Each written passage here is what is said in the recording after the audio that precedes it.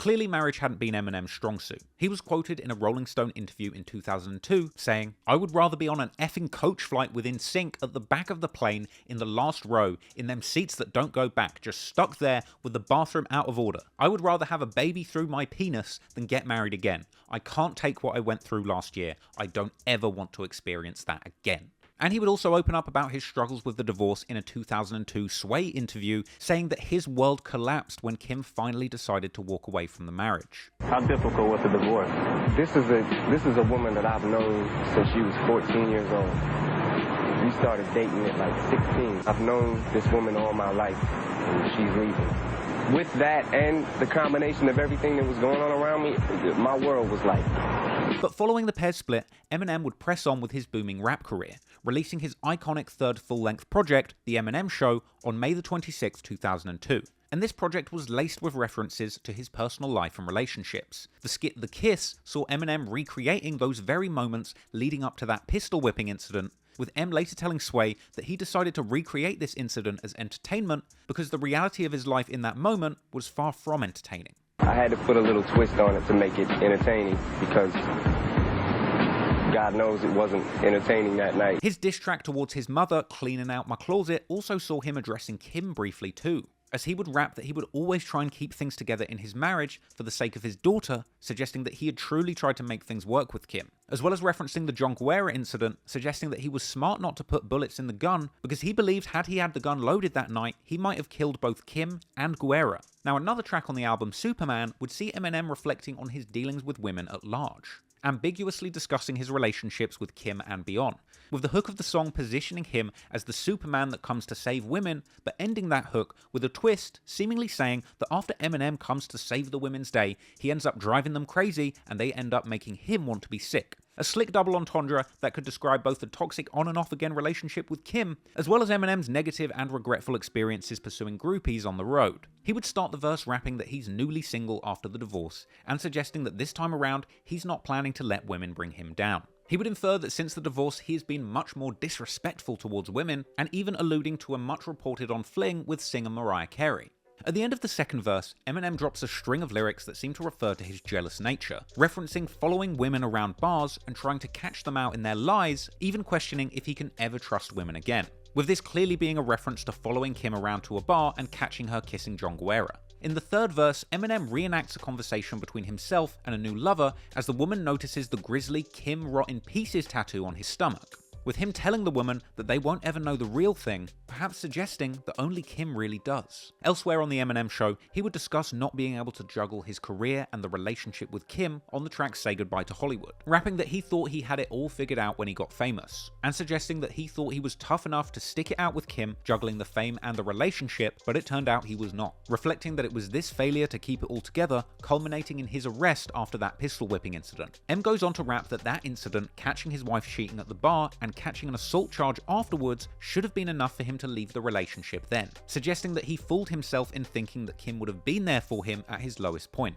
with M in the second verse revealing that at some point he'd considered taking a whole bottle of pills to end it all, but suggesting that his daughter is the only thing stopping him from doing the worst to himself. He would rap that he's done with firearms for good after the pistol whipping incident, and he would also diss Kim on another track, Till I Collapse, where he would reference her addiction, saying that she is addicted to drugs. Also, on the track Soldier, he would reference Kim's infidelity again in incredibly disrespectful terms, as well as elaborating on the parking lot assault, openly admitting that he pistol whipped a bouncer, and saying that he doesn't need bullets in his gun to make bullies sweat. Even referencing the location of that crime specifically, saying that he had people calling the cops and running out of the Hot Rocks parking lot. The Eminem Show was another huge smash hit for Eminem, debuting at #1 on the Billboard charts and spending a ridiculous 429 weeks on the chart in total. The album would sell around 3 million copies in its first month of release, going on to be yet another worldwide bestseller. The Eminem Show went diamond in the United States, moving over 12 million copies to date, and going #1 in 17 other countries. And of course, this effort would once again win Eminem the Grammy Award for Best Rap Album. And this time around, he would use his award speech to thank the other rappers who inspired him to create such incredible music. Run DMC, the Beastie Boys, LL Cool J, Cool G Rap, Master Ace, Rakim, Big Daddy Kane, Dr. Dre, all the NWA, KRS-One, Tretch from Naughty by Nature, Nas, Tupac, Biggie, Jay-Z, thank you, because I learned from all of you. At this point, Eminem had dropped 3 classic rap albums back to back, cementing himself as one of, if not the greatest lyricist who had ever picked up a microphone. But as we know, he was far from done. But his next big achievement would take place not in front of a microphone, but instead in front of a camera, when in 2000, Eminem would make his autobiographical blockbuster movie, 8 Mile. The movie would be a loosely fictionalized version of Eminem's come-up in the Detroit battle rap scene, essentially documenting the journey of how he became the battle-hardened MC that he is today. But the movie would stop short of depicting his leap to fame as Eminem. The film itself would showcase his life in the gritty streets of Detroit's trailer trash slums, as well as even dramatizing aspects of his tumultuous relationship with Kim, with Eminem's love interest in the movie played by Brittany Murphy, who Eminem would ironically repeatedly have a brief on-set romance with. This was seemingly a very Hollywood love affair whereby Eminem for a brief moment would get to play out this fantasy of reconciling with Kim, or at least the actor that played her, with Brittany Murphy actually discussing her brief relationship with Eminem in a David Letterman interview that was included in a film about her life covering her experience working with Eminem. So she was nervous. I mean, that was a big role for her, working across a huge artist. It can start to put pressure on you to where you might just even fold. I really like the first time they make out in the factory, she went all the way. She's had a lot of courage on action, any type of inhibitions just went away. Was there romance off the screen? Yeah, sure. How did that go? Well, it came went.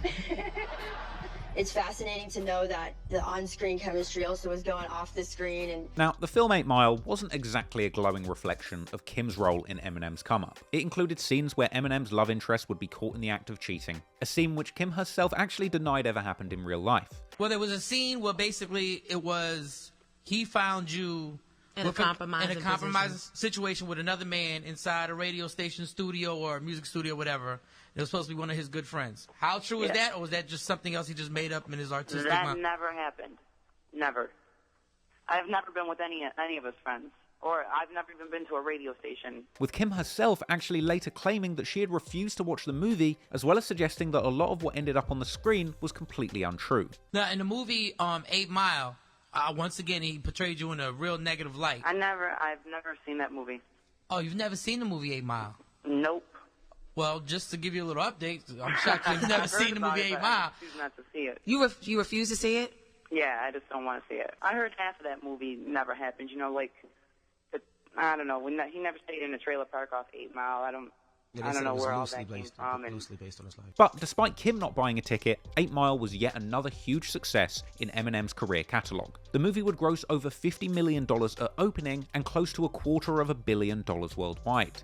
And Eminem would win himself yet another shiny statue for his music in this film, this time the Oscar for Best Song for the motivating global anthem Lose Yourself, an Oscar that he didn't even bother collecting. And the Oscar goes to...